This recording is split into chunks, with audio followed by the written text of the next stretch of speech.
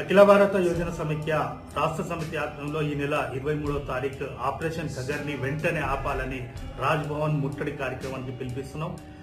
ఈ రోజు కేంద్ర ప్రభుత్వం ఆర్టికల్ 21కి వ్యతిరేకంగా మనిషి జీవించే హక్కుకి వ్యతిరేకంగా ఈ రోజు ఆదివాసులపై మావోయిస్టుల పేరు మీద అదేవిధంగా కర్రెగొట్టేలో అదే అనేక ప్రాంతాల్లో ఫౌజ్ ద్వారా అదే మిలిటరీ ద్వారా దాడులు చేసి వాళ్ళు హత్య చేస్తున్నారు. దానికి మేము తీవ్రంగా ఖండిస్తున్నాం. ఎందుకంటే రాజ్యాంగం ప్రతి ఒక్కరికి జీవించే హక్కు కల్పించింది.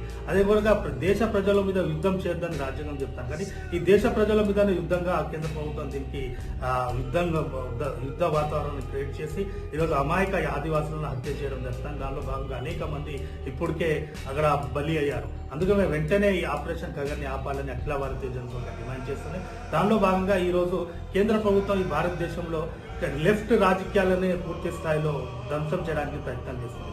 ఈ రోజు వాళ్ళ బంచ్ ఆఫ్